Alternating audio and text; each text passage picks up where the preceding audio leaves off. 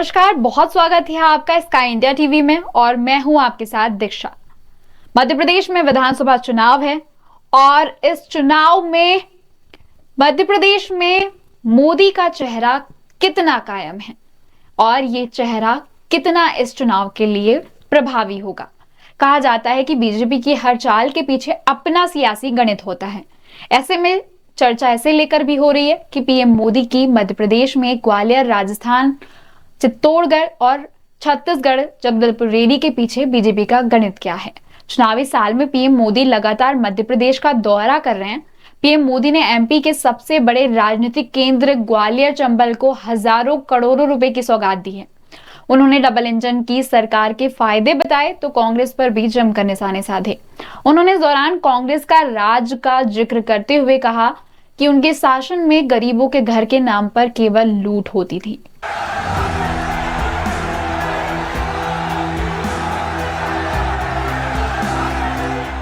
19,000 करोड़ रुपए के विकास कार्यों का शिलान्यास और लोकार्पण हुआ है। जब दिल्ली और भोपाल दोनों जगह समान सोच वाली जनता जनार्दन को समर्पित सरकार होती है, तब ऐसे काम और तेज गति से होते हैं। एमपी का विकास वो लोग नहीं कर सकते जिनके पास ना तो कोई नई सोच है, न विकास का रोड मैप है।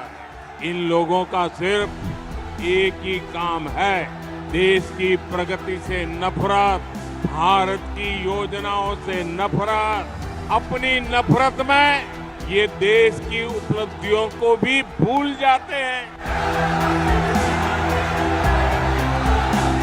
देश के विकास विरोधी राजनीतिक दल मध्य प्रदेश को पीछे ले जाने की इच्छा रखते हैं, जबकि हमारी डबल इंजन की सरकार भविष्य की सोच रखती है। इसलिए विकास का भरोसा सिर्फ और सिर्फ डबल इंजन सरकार पर कर सकते हैं। मध्य प्रदेश को विकास के पैमाने पर देश में टॉप के राज्यों में लाने की गारंटी सिर्फ हमारी सरकार दे सकती है। मेरे परिवारजनों, ग्वालियर चंबल आज अवसरों की भूमि बन रहा है, लेकिन हमेशा स्थिति ऐसी नहीं थी। जो कई कई दशकों तक सरकार में रहे, उसके नेता आज यहां बड़ी बड़ी बातें करते हैं। इनका ट्रैक रिकॉर्ड क्या है? जो हमारे युवा साथी हैं, जो फर्स्ट टाइम वोटर्स हैं, उन्होंने तो अपने पूरे जीवन में सिर्फ भाजपा का सरकार ही देखी है। उन्होंने तो एक प्रगतिशील मध्य प्रदेश देखा है। विरोधी दलों के जो ये बड़बोले नेता हैं, इनको कई दशकों तक मध्य प्रदेश में शासन का मौका मिला था। उनके शासनकाल में ग्वालियर चंबल में अन्याय और अत्याचार ही फला फूला। उनके शासन में सामाजिक न्याय हाशिए पर था। तब कमजोर की, दलित और पिछड़े की सुनवाई नहीं होती थी। लोग कानून अपने हाथ में लेते थे। सामान्य जन का सड़क पर आना जाना मुश्किल हो गया था। बहुत परिश्रम के हमारी सरकार इस क्षेत्र को आज की स्थिति तक पहुंचा पाई है। अब यहां से हमें पीछे नहीं देखना है। मध्य प्रदेश के लिए अगले 5 साल बहुत अहम है। आज देखिए, ग्वालियर में नया एयरपोर्ट टर्मिनल बन रहा है, एलिवेटेड रोड बन रही है, जहां 1000 बेड का नया अस्पताल बना है, नया बस अड्डा, आधुनिक रेलवे स्टेशन, नए स्कूल, कॉलेज, एक के बाद एक पूरे ग्वालियर की तस्वीर बदल रही है। ऐसे ही हमें पूरे मध्य प्रदेश की तस्वीर बदलनी है और इसलिए यहां डबल इंजन की सरकार जरूरी है। मध्य प्रदेश के ग्वालियर चंबल रीजन में 36 विधानसभा सीटें हैं। 2018 के चुनाव की बात करें तो कांग्रेस ने इस रीजन में बेहतर प्रदर्शन किया। कांग्रेस को 36 में से 26 सीटों पर जीत मिली थी। ज्योतिरादित्य सिंधिया भी ग्वालियर से ही आते हैं, जो पिछले चुनाव में कांग्रेस के अभियान की अगुवाई करने वाले चेहरों में से एक थे। ग्वालियर चंबल रीजन में कांग्रेस के दमदार प्रदर्शन के पीछे सिंधिया को बड़ी वजह माना गया था। सिंधिया बीजेपी में आ चुके हैं, लेकिन सर्वे में उनके आने से पार्टी को कोई लाभ होता नहीं नजर आ रहा है। वोटर्स सर्वे के अनुमानों की माने तो कांग्रेस को इस रीजन में 22 से 26 सीटें मिल सकती है। ये तो सर्वे की बात हुई। निकाय चुनाव के परिणाम को देखते हुए भी बीजेपी अलर्ट है।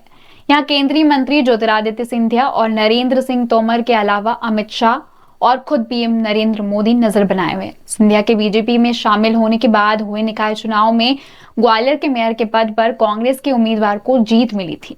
इन सबको देखते हुए बीजेपी नहीं चाहती थी कि विधानसभा चुनाव में किसी तरह की कोई कसर रह जाए। यही वजह है कि पार्टी ने पहले केंद्रीय मंत्री नरेंद्र सिंह तोमर को भी चुनाव मैदान में उतारने का ऐलान कर दिया। पीएम मोदी की रैली के भी सियासी निहितार्थ तलाशे जा रहे हैं। मध्य प्रदेश में बड़े नेताओं के दौरे, चुनावी सभाएं, घोषणाओं की भरमार और कई नई योजनाएं घोषित हो रही हैं। बता दें कि प्रदेश की कुल 230 सीटों में से 148 सामान्य, 35 अनुसूचित जाति और 47 अनुसूचित जाति जनजाति के लिए आरक्षित है। प्रदेश के अंचल में सर्वाधिक 66 सीटें मालवा निवाड़ से आती है, जो प्रदेश की कुल सीटों का 28.7% है। इससे ऐसा भी कहा जा सकता है कि मालवा निवाड़ से ही मध्य प्रदेश में सत्ता का द्वार खुलता है। प्रदेश के विकास के साथ साथ राजनीतिक भूमिकाओं में मालवा निवाड़ का महत्वपूर्ण योगदान रहा है।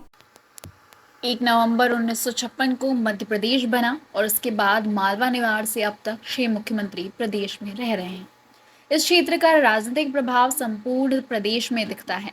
2018 में मालवा निवाड़ में कांग्रेस ने कुल आरक्षित सीटों में 21 तो भाजपा ने 9 सीटें जीती थी। सामान्य सीटों में भाजपा को 20 सीटें तो कांग्रेस को 13 सीटों पर संतोष करना पड़ा था। 3 विधायक अन्य पार्टियों से थे। लोकसभा चुनावों में यह ट्रेंड लगभग अलग रहा। 2019 के लोकसभा चुनाव में मालवा निवाड़ की 8 लोकसभा सीटों पर विधानसभा क्षेत्र अनुसार भाजपा को 58.46% तो कांग्रेस को 37.34% मत मिले थे। मालवा निवाड़ प्रदेश के विधानसभा चुनावों में हमेशा ही निर्णायक भूमिका निभाता रहा है।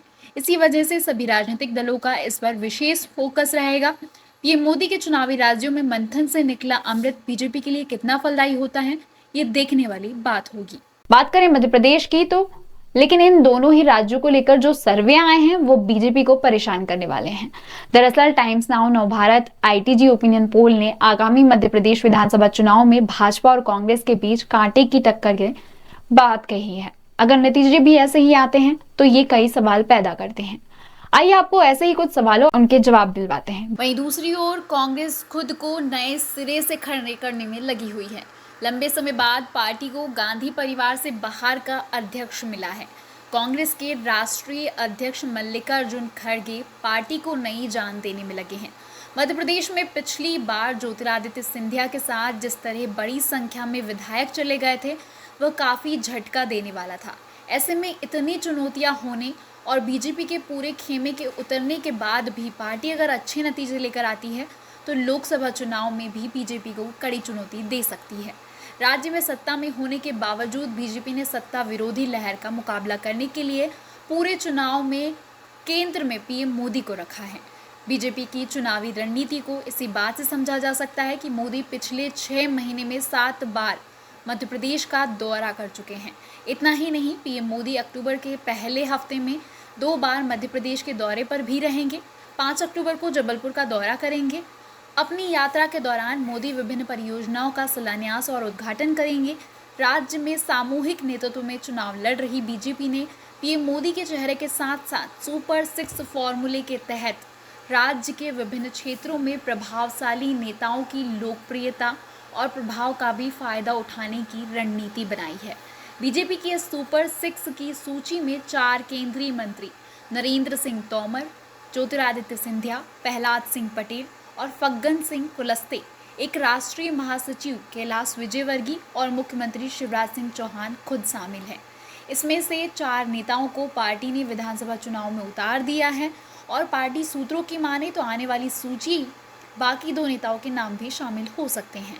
केंद्रीय मंत्री नरेंद्र सिंह तोमर प्रदेश चुनाव प्रबंधन समिति के संयोजक है और ग्वालियर चंबल क्षेत्र के कद्दावर नेता माने जाते हैं।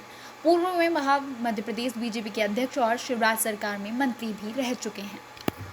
बीजेपी ने विधानसभा चुनाव में एक बार फिर अपनी जमीन हासिल करने के लिए दोबारा ब्रांड मोदी पर ही भरोसा जताया है। इतिहास और आंकड़े गवाह है कि जब भी ब्रांड मोदी हरकत में आए हैं तब बीजेपी को बड़ा और मजबूत फायदा हुआ है।